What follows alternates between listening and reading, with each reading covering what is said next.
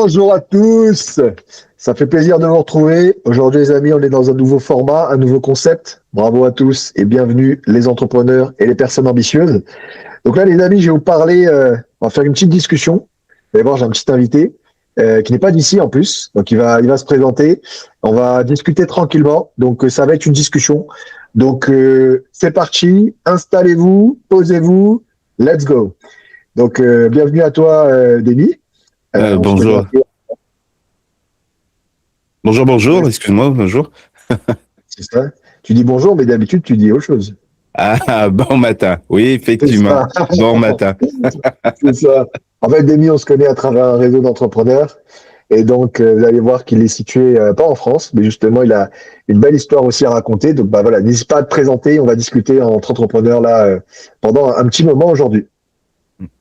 Bah, écoute, tu dis, tu sais, ouais, je suis pas d'ici, mais en même temps, je suis un petit peu. Moi, je suis originaire de la région de Grenoble, donc j'ai vraiment grandi dans les Alpes françaises, un petit village à 1000 mètres d'altitude.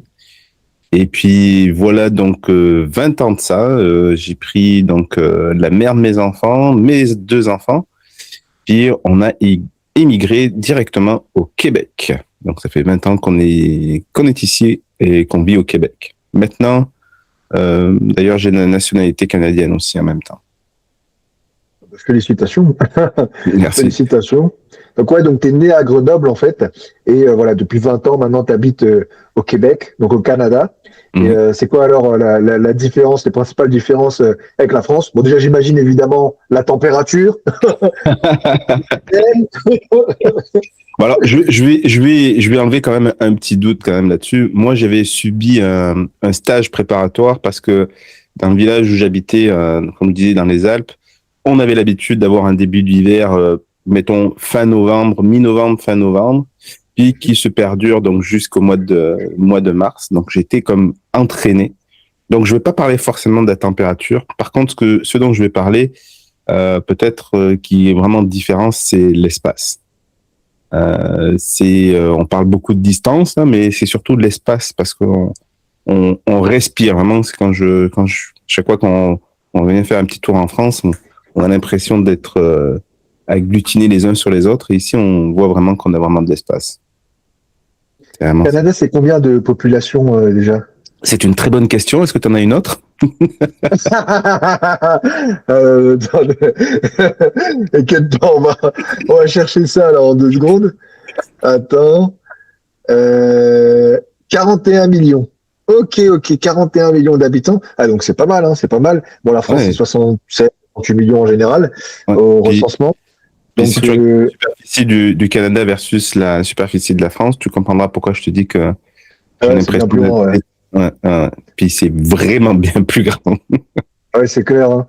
Ouais, tu veux dire que, ouais, bah bon, après, c'est sûr et c'est logique, mais tu veux dire que toi-même, dans ta vie de tous les jours, évidemment, bah, tu le sens, enfin, pour aller dans la ville d'à côté, pour beaucoup rouler, ou des C'est choses ça. comme ça, ou le quartier Ouais. économique, ils sont loin, quoi, par rapport à la France, ou peut-être, une grosse ville à une grosse ville, faut peut-être, je sais pas moi, une demi-heure, 1 heure de route, alors que chez vous, c'est peut-être, bien pire, quoi. On va parler déjà des grosses villes. Il n'y en a pas tant que ça. Tu sais, des grands. On va parler de Mhm. Montréal, on va parler de Québec. En second, après, il y a Sherbrooke, où je suis juste à côté. On va parler de Drummondville. On va parler peut-être de Trois-Rivières. Et puis, tu sais, on a fait le tour des grosses villes, dans tout ce que je viens de te dire. Donc, Après, il y ce a sont des. quatre grosses villes au Canada, en fait, hein, Voilà. Au au Québec, Québec. parce que donc, on est réparti par province. Ces provinces, ça serait comme peut-être une région un peu plus grande qu'une région, puisqu'un département est une région en France, ouais, une région peut-être en France. Mhm, Puis ouais. donc c'est on a plusieurs provinces comme ça, puis chacune donc il y a des villes charnières, donc Toronto que tu vas trouver donc plus en Ontario avec Ottawa, celle qu'on connaît le plus là, puis Vancouver qui va être plus en Colombie-Britannique. Puis il y a comment ça s'appelle, chaque province a comme ses villes principales. Mais on n'a pas beaucoup de villes comme on va avoir en France avec des gros villages, si on veut. C'est pas forcément des gros centres économiques. Alors, quand tu parles de gros villages, c'est intéressant. Ça, en termes d'habitants, c'est quoi, par exemple? Pour toi, ce que tu appelles des gros villages? C'est quoi, Ça, c'est je 10 000 prends. habitants, 5 000 habitants, 2 000 Non, habitants? on est Par plus exemple, dans. normalement, une toute petite ville, enfin, je crois que la définition ici, en France, une petite ville, on va dire, tu peux avoir je crois à partir de 2 000 habitants, c'est déjà considéré comme une petite ville, jusqu'à à peu près 5 000, puis après, évidemment, c'est très connu, quoi. Une grosse ville de taille moyenne, etc. En dessous, bah voilà, c'est les villages.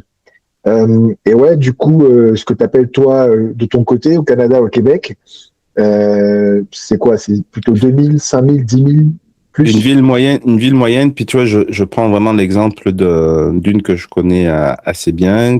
On va parler de 34 000 personnes. Ça devient une petite ville.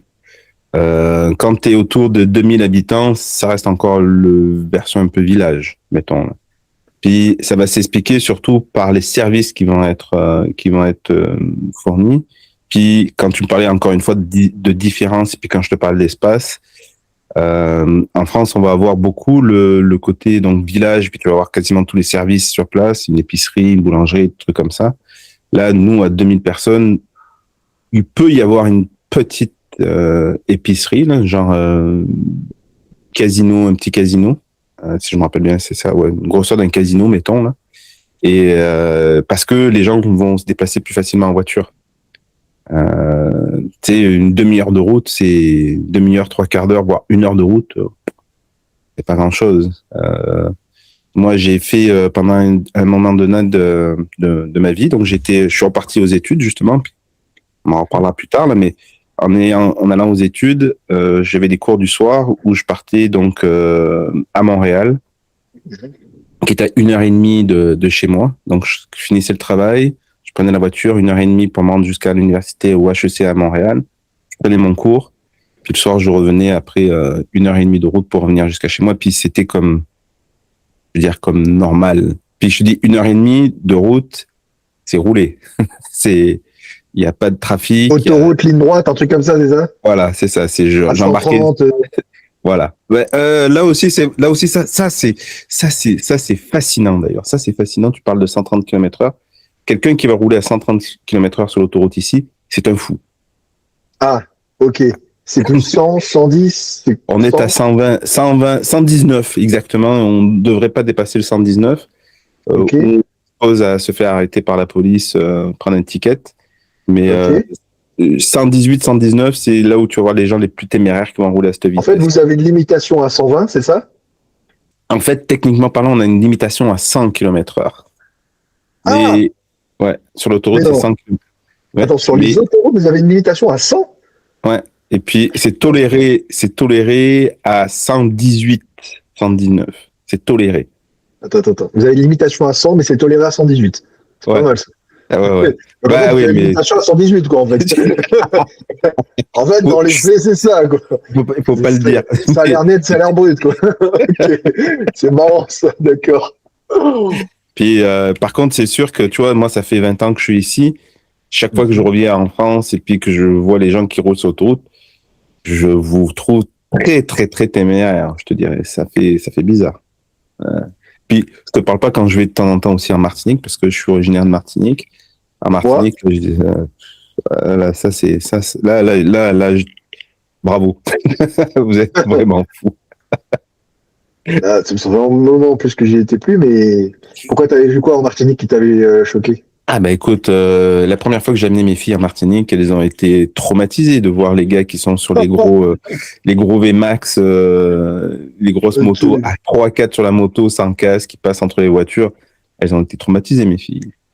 Ouais, c'est vrai que d'un territoire à l'autre, d'une région à l'autre, c'est vrai que il y a tout qui change en fait, hein. Ah ouais, c'est ça. Euh, mais c'est marrant quand même que tu dis ça parce qu'en fait, du coup, entre guillemets, parce que c'est une notion du coup, de sécurité, j'imagine, parce que 118 et 100, bah, c'est quand même très limite, hein, surtout si tu compares justement en France ou je pense dans plein d'autres régions du monde où c'est en général 130. Les Mm. voisins allemands, là, les copains là, qui sont à côté d'Alsace, ils ont l'autobahn, là, tu connais, qui se dit Ouais, ouais, sans tout à fait. limitation de vitesse. Ouais, ouais, tout à Donc fait. c'est vrai que 100, tu te dis, je sais pas, moi, t'es Ben, nouveau, t'arrives au Québec, au Canada, ah, c'est 100. S'il connaît pas la fameuse règle avec le 118, il se dit, putain, en fait, ici, ils sont trop prudes, quoi. ouais. Puis en fait, tu t'y fais vite. En fait, tu sais, il y a comme un mécanisme. euh, presque de survie, je te dirais, où tu vas vraiment te caler avec le rythme des gens qui sont autour de toi. Donc du coup, c'est vraiment, puis oui, je vais pas me cacher, il y a une fois de temps en temps, je vais faire une petite pointe à 130 avec ma voiture. Et Voilà, il l'a puis, avoué, ça y est, vous pouvez l'arrêter. et ouais. Grosse. J'ai eu des voitures un peu qui avaient un peu sur le capot, voir jusqu'où ça peut Là, aller, mais tu sais. c'est le moment où on commence à parler d'Aston Martin. Allez, c'est parti.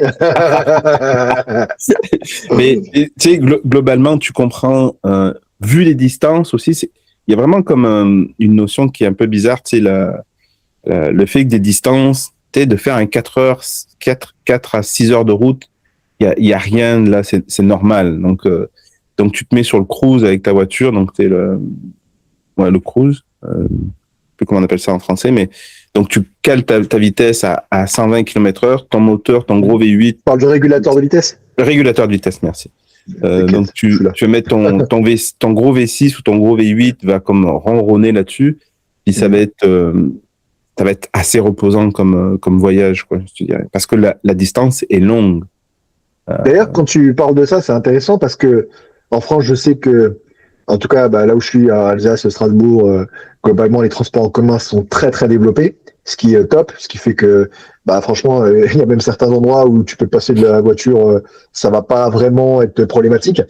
Tu auras peut-être besoin de la voiture à des moments, c'est sûr, mais en journée, en tout cas, si tu habites Strasbourg ou pas trop loin, ou même dans d'autres villes dans les alentours, le transport en commun, bus, tram, est tellement quali que franchement c'est top. Est-ce que du coup, chez toi, chez vous au Québec, Canada, étant donné que les superficies sont plus grandes, c'est possible, mais seulement quand tu es à Toronto ou seulement quand tu es à Montréal, ou bien non, globalement ça va, vous avez un bon transport ou pas trop? Ben, tu sais, moi, je viens de Grenoble, hein, comme je te disais, puis Grenoble a été Ouais. une des villes précurseurs en France vraiment de gros transports en commun où tu avais donc les connexions qui étaient faites entre le tram, l'autoroute, comment ça s'appelle, les stationnements incitatifs et compagnie, à une ville comme Montréal où c'est le bordel, il faut le dire comme c'est. Ok, Non, mais d'accord. il faut le dire. Et puis, le transport en commun, moi, depuis 20 ans, je me suis mis quand même sur pas mal de comités, justement parce que j'ai cette notion, je dirais, à l'européenne, à l'européenne, donc, du transport en commun. Donc, je me suis mis sur pas mal de comités où on a planché, donc, de mettre des trains moi, je suis dans la région de Sherbrooke, par exemple, des trains qui montraient jusqu'à Montréal. On a à peine un autobus qui fait la liaison Sherbrooke-Montréal, alors que c'est deux grosses villes l'une de l'autre. Mais c'est parce qu'on est vraiment dans un environnement, En la fait, c'est la voiture avant. philosophie à l'américaine aussi au final. Oui, et Parce que puis, tu sais, les États-Unis, c'est le pays de la bagnole. Et finalement, Canada, bon, c'est pas un bébé des États-Unis, mais bon, c'est quand même, tout à fait, c'est voilà, c'est exactement quand ça. même, ils sont très liés culturellement, etc. Ils sont voisins et tout. Et donc, je Mm. pense qu'aussi, il y a tout cet esprit bagnole qui est beaucoup plus marqué chez toi, non? Je pense que Tout ça à fait, explique quand même. Parce tout à qu'en fait. Et soi, puis, c'est plus rentable pour le citoyen canadien s'il peut avoir, comment dire, le choix et plus de choix. Au moins, en tout cas, dans les villes. Pas forcément partout, parce qu'on sait très bien que, mais au moins dans les villes, par exemple, le réseau de bus, tout ça, c'est vrai que c'est quand même très efficace, quoi. ben, ça aurait été vrai, ça aurait été vrai si les systèmes étaient efficaces. Et puis, on va apprendre par la bande à un moment donné, puis je ne referai pas les cours d'histoire ou quoi que ce soit, mais il y a eu une époque aux États-Unis et au Canada où les transports en commun étaient très, très, très efficaces. Puis l'avènement de la voiture a fait en sorte que ces compagnies de transport en commun ont été rachetées par les compagnies qui fabriquaient des voitures. Et du jour au lendemain, il y a eu des retards dans les transports en commun, il y a eu des bris dans les transports en commun. Fallait flinguer le lobby des transports en commun, quoi. Donc, en gros, le lobby de la bagnole a gagné, Ouais. avec Ford, évidemment, hein, qu'on connaît tous au State, et qui a lancé l'empire automobile. C'est pour ça que, souvent, on dit qu'aux États-Unis, quand tu roules, c'est magnifique parce que les voies sont hyper larges. Tu as des voies, je crois, à 3, 4, 5, ce qui, évidemment, il n'y a pas ça en France. Peut-être même au Canada, il n'y a pas ça, ou c'est pareil, à peu près au niveau des Si, routes. on a quand même des autoroutes qui sont, écoute, il y a des Et fois, propre, bien entretenu, tout ça. non, excuse-moi. On a des voies qui sont super larges, bien entretenu, ça va être un autre débat aussi. C'est intéressant, ça. C'est vraiment intéressant, ça. Ok. Mais tu penses que, normalement, c'est lié aussi à là où tu habites? C'est-à-dire à Montréal, les capitales économiques du Québec, du Canada, j'imagine que tu vas à Toronto normalement, parce qu'en plus, c'est souvent le Canada, ils sont quand même très, très puissants, comme la France, sur les classements, ou les villes européennes, les classements des villes les plus agréables à vivre.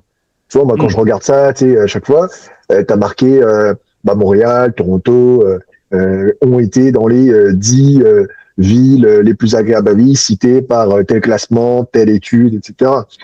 Souvent en Autriche, je crois, t'as Vienne. En Espagne, t'as Barcelone, forcément. Mhm. Voilà, t'en as quelques-unes. En France, t'en as aussi quelques-unes. En Allemagne aussi. Les pays de l'Est aussi. En Europe, Estonie, Tallinn, la capitale. T'as pas mal de pays, quoi, en gros. La Finlande, tout ça, tout ça. Et donc, ça veut dire que forcément, ceux qui ont fait ces études-là, les magazines, les chercheurs et tout, c'est pas une donnée, c'est un ensemble de données. Et donc, je pense que forcément, surtout pour aujourd'hui, au XXIe siècle, en 2026, la qualité de route, ça joue énormément, quoi. Concernant, donc, je dirais Montréal, hein, je vais pas parler des autres villes, parce que c'est Montréal, Ouais. je connais cette ville-là. Je pense que c'est pas la qualité des routes, les infrastructures autoroutières qui ont fait en sorte que ce soit dans le top. Il a mis un petit tac, là. Il a dit, non, là, je peux dire, Joris, et moi-même, j'y étais, j'ai eu peur. J'ai eu des trous, là, j'ai fait, oula, d'accord, ok. Voilà, Ouais, c'est ça, c'est ça. Alors par contre, effectivement, tu sais, et puis je me rappelle moi la première année où on est arrivé, donc le premier été on est arrivé ici, il a fallu pratiquement 2 mois pour qu'on sorte de la ville de Montréal parce qu'il y avait vraiment trop de choses à faire à Montréal. Puis écoute, c'est des piscines ouvertes gratuitement dans chaque quartier. C'est des parcs, mais comme je te dis, des parcs, des gros parcs avec des ombrages, des arbres de partout en pleine ville. Euh, c'est des pistes cyclables, c'est des terrasses où tu as juste envie de t'asseoir et puis manger ta crème glacée. c'est bis, alors. Oui, et puis c'est ça, c'est ce côté aussi calme, le côté sécuritaire. Écoute, je me rappelle être allé à Manosque. Ouais, c'était à Manosque, donc Manosque, c'est dans le sud-est de la France, à côté de Marseille, en fait. Ok. Et puis puis je me suis surpris moi-même, tu sais, à prendre la main de ma fille et puis me mettre vraiment changer de place sur le trottoir de façon à protéger ma fille des voitures qui étaient sur la route, tu sais. Puis Ok. alors que quand j'étais au Québec, peu importe au Québec, t'as vraiment pas ça en tête, de dire je dois faire attention aux voitures avec ma fille qui a 3 ans là. Je te pose vraiment pas cette question-là. Donc c'est vraiment t'es dans la rue, même dans Montréal. Bon, c'est sûr que c'est une grosse ville Montréal, donc il y a beaucoup de monde. Je vais regarder combien Mais d'habitants, là, d'ailleurs. t'es vraiment comme en sécurité. Tu te sens vraiment plus en sécurité. Donc ça aussi, ça aide beaucoup. Et je vois toujours les choses où les gens en France, ils mettent leur téléphone sur une terrasse, ils mettent leur téléphone sur la table et tu risques de te le faire attraper, voler. Là, généralement, puis j'ai encore des amis qui ont posté des trucs comme ça où t'es en terrasse, tu peux être tout seul en terrasse, tu laisses ton sac, tu vas aux toilettes, puis ton sac est encore là avec le téléphone sur la table et puis il y a personne qui est touché. Ouais, je savais pas que c'était safe à ce point, Montréal. Là, je viens de voir en plus 1,9 million d'habitants, donc 2 millions d'habitants, quoi, quasiment. Et safe comme ça, c'est puissant, parce que pour le coup, ouais, ça fait partie des grosses métropoles, comme on dit. Et ouais, c'est pas mal, hein. Si tu peux avoir cet esprit serein, parce que tu as donné pas mal d'exemples au niveau de la route et tout, donc ça, c'est plutôt good, c'est plutôt même très, très good. En plus, quand tu as envie de famille, et tu as parlé de parcs, de piscines. Donc moi, ce que je vois aussi là-bas, c'est en fait, tu te dépaysages parce que du coup, tu es tranquille et l'environnement est top, hein. Je pense que tu vas parler de l'environnement. Je pense que au niveau de la nature, Canada, je suis réputé pour ça, hein, aussi. Donc voilà, tu as des arbres et puis même, hein, quand tu parles des parcs, c'est pas juste la balançoire, quoi, hein. C'est Ah non, non. Non, c'est vraiment des parcs, beaucoup d'arbres, beaucoup de forêts, j'imagine, beaucoup de nature, tout simplement le système, quoi, hein. Donc, je veux dire un mot là-dessus. Il y a à la fois ce système-là, donc effectivement des aires de pique-nique et compagnie, puis il y a une forme de respect aussi mutuel que ce qu'ont les gens. Donc, oui, tu vas avoir des dégradations, tu vas avoir des tags un peu à droite à gauche, mais je te dirais que globalement, euh, tu vas pas avoir comme les gars qui mettent le feu à une poubelle pour mettre le feu dans une poubelle ou des trucs comme ça.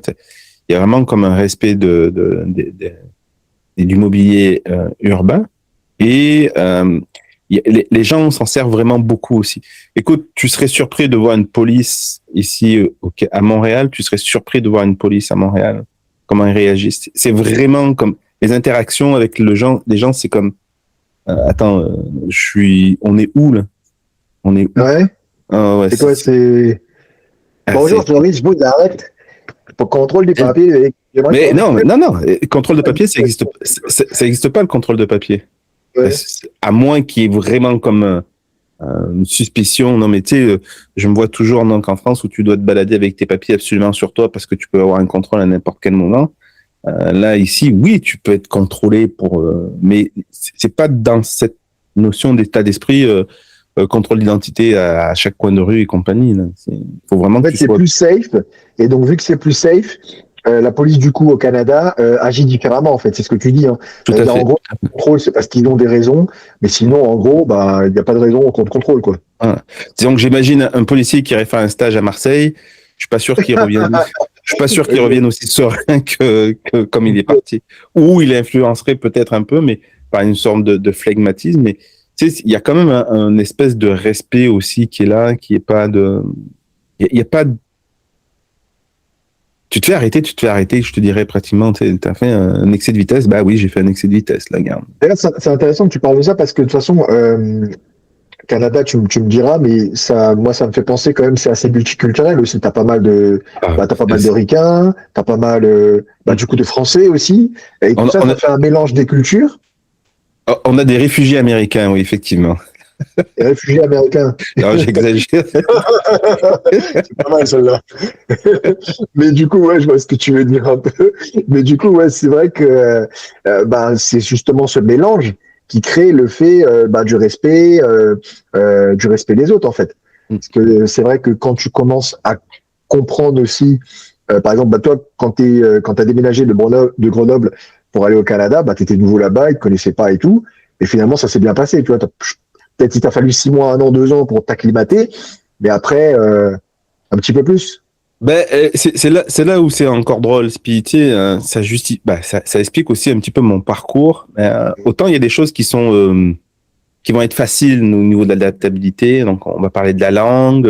Bon, écoute, une voiture, elles sont un peu plus grosses ici, effectivement. Puis, la notion de voiture aussi change aussi un petit peu parce qu'on a un mindset d'aller chercher une petite voiture en France. Ici, la petite voiture, c'est quoi. Voilà, c'est ça. Les premières voitures. Un gros SUV. Puis, c'est pas si gros que ça, finalement. Tu sais, c'est pas 5 mètres, quoi, mais 5 mètres, 2 tonnes. C'est ça. Puis, tu sais, il y a cette notion. Donc, oui, il y a une partie qui va être facile de s'adapter en tant que Français.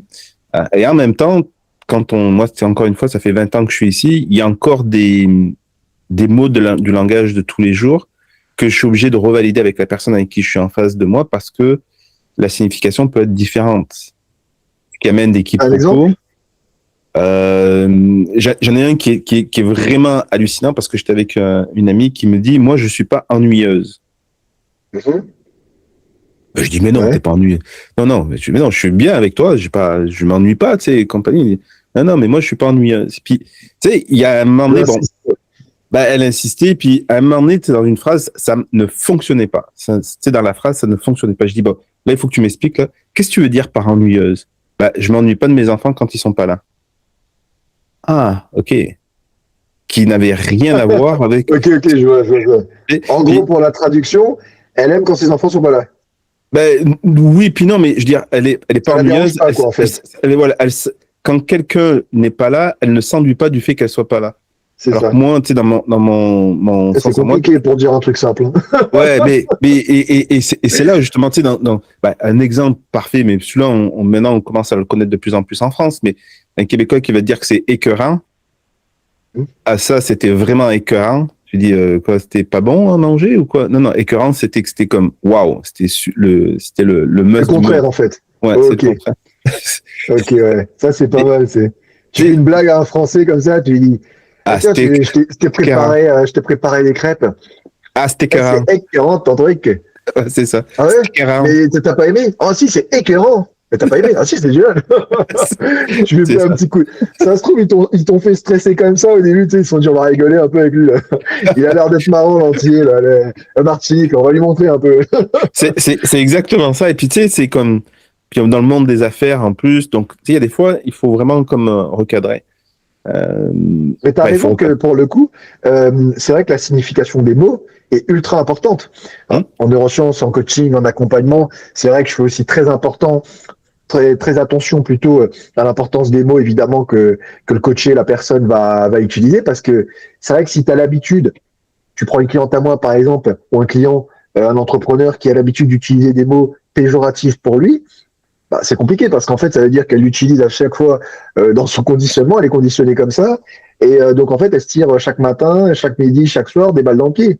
Alors, c'est normal d'être énervé, c'est normal d'avoir des mauvais moments, mais si ça devient entre guillemets, ta routine mentale, ton câblage mental chaque matin, chaque jour, bah, c'est compliqué. C'est pour ça que les mots sont très, très importants.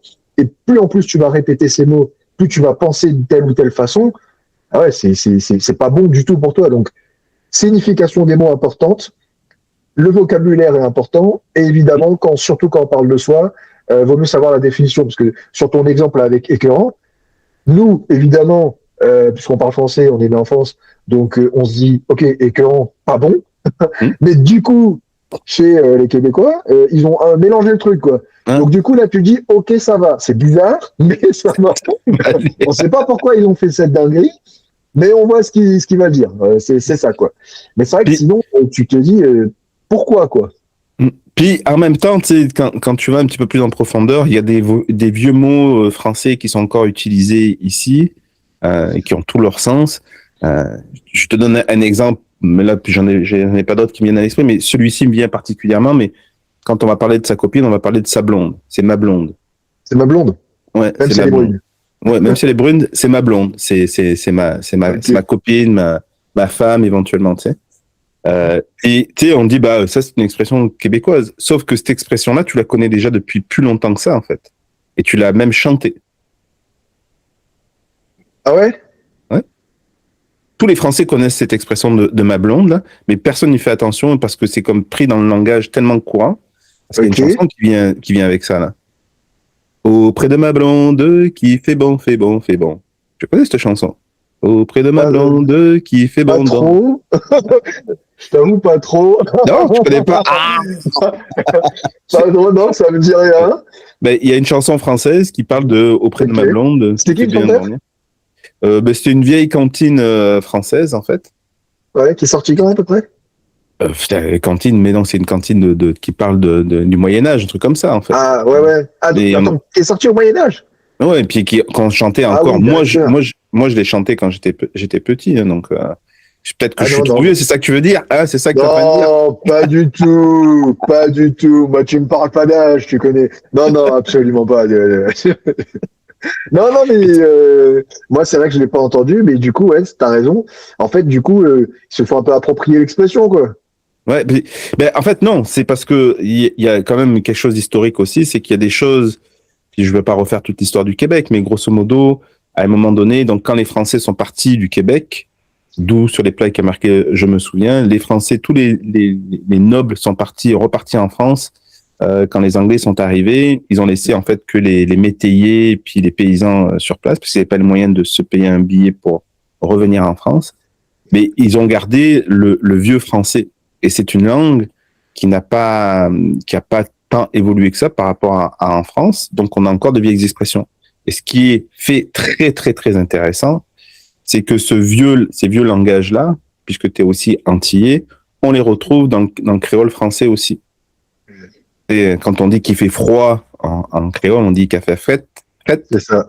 Café Et fouette. ici, ouais, et ici il fait fret en esti, tu sais, il fait froid aussi. Donc, les Ah mots, ouais. il y a vraiment beaucoup d'expressions qui reviennent. Moi, je sais qu'il y a ma mère qui nous parlait avec des expressions. On dit, mais où est-ce que tu as sorti, maman, cette expression ici?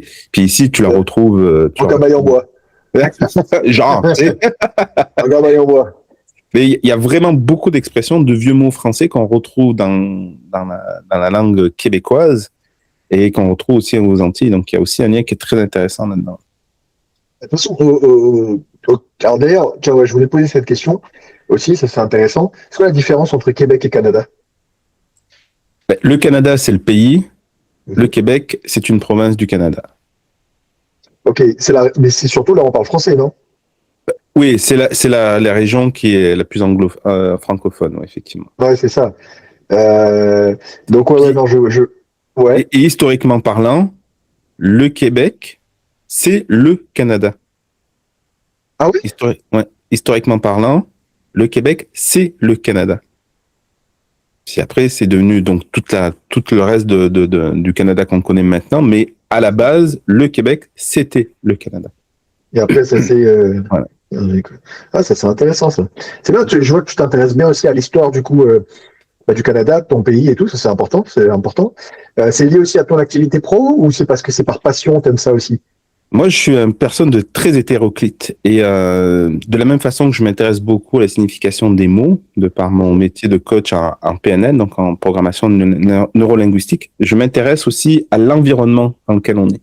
Puis de comprendre l'histoire qui peut être attachée à ça va amener une dimension qui va être vraiment comme différente parce que bon, c'est sûr que je travaille, comme je te le disais aussi, je ne l'ai pas dit encore, mais je suis pas mal aussi sur le transgénérationnel, mais parfois d'expliquer les mouvements des populations, de comprendre donc dans cette histoire et dans cette géographie-là, de comprendre d'où ça vient.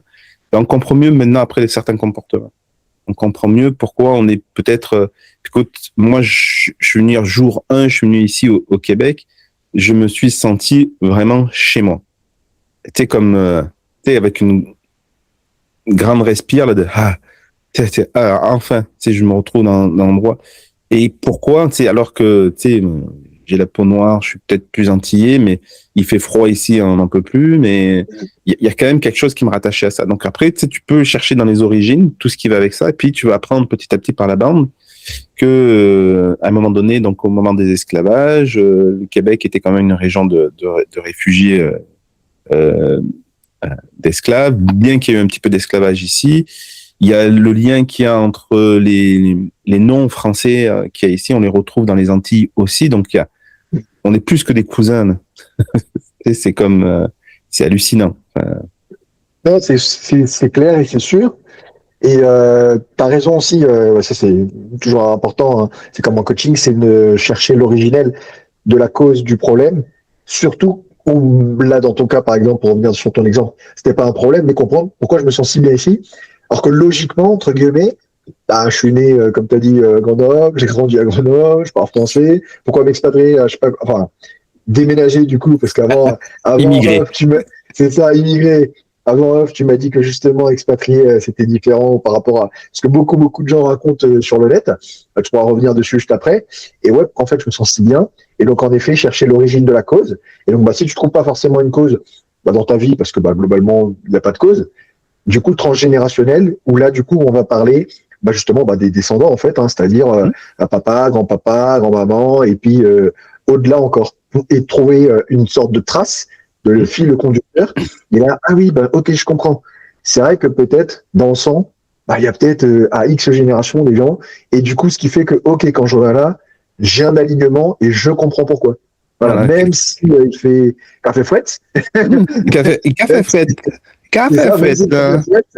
Donc en traduction, même s'il fait froid, je me sens bien, je me sens aligné parce qu'il y a la nature, tout ça. Et ça, comme tu l'as répété si souvent, bah, pour revenir sur les Antilles et la Martinique, bah, c'est forcément, quand tu es en Martinique, c'est la nature, quoi. C'est une île, il n'y a pas plus nature que ça.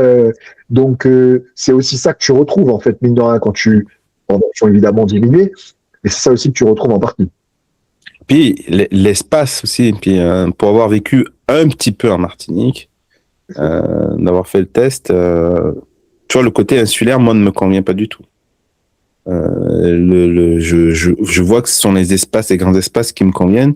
Puis, alors là, je vais faire un petit rapprochement, mais l'espace, j'ai besoin d'espace autour de moi pour me sentir libre.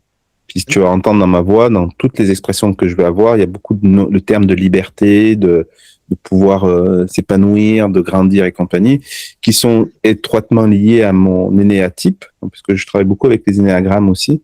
Donc mon énéatype qui est un 7, qui est donc voué donc à l'hédonisme, l'épicurisme, épicurien. Et l'un des termes moteurs, des valeurs moteurs donc du 7, donc c'est d'être de la liberté. Donc toutes les fois où je vais me sentir la Martinique, c'est une île magnifique, puis je retourne assez régulièrement. J'ai créé des retraites en Martinique aussi. Vivre là-bas pour moi c'est un petit peu plus difficile parce que j'ai l'impression de me trouver dans une prison dorée. Je sais pas si tu te rappelles, mais non, toi peut-être t'as pas connu, là il y avait une vieille série qui s'appelait le Prisonnier, où on envoyait donc des anciens agents secrets sur une île quand ils étaient à la retraite. Et à chaque fois qu'ils essayaient de partir de l'île, en fait, il y avait comme une bulle qui venait les récupérer et les ramener sur l'île. Moi, ça me donne toujours cette sensation un petit peu cauchemardesque quand je suis trop longtemps sur l'île, parce qu'il y a de l'eau tout autour. J'ai l'impression que je peux pas m'échapper, si je peux pas aller, tu sais. Et quand je te parle de grand espace au Québec, au Canada en particulier, ben, si tu veux aller à Vancouver, tu prends ta voiture, t'en as pour un petit bout avant d'arriver jusqu'au bout là-bas. J'ai regardé d'ailleurs la superficie Canada, c'est combien déjà? Canada, super. Ah ouais, je pensais. Attends. Merde, c'est. Non, je crois que j'ai vu 9 millions de kilomètres carrés, je vais juste vérifier parce que là c'est parti. Puis tu fais un comparatif avec la France, tu vas voir que 9,985 millions de kilomètres carrés. Donc c'est une vraie dinguerie. Hein. L'Union européenne, je dis l'Union européenne parce que du coup t'as pas la Suisse, t'as pas la Russie, etc. Bon, la Russie de toute façon c'est le pays le plus vaste en termes de superficie. Ils ont 17 millions de kilomètres carrés. Donc c'est une dinguerie, c'est une folie. 17 millions de kilomètres carrés la Russie. Franchement, c'est impressionnant.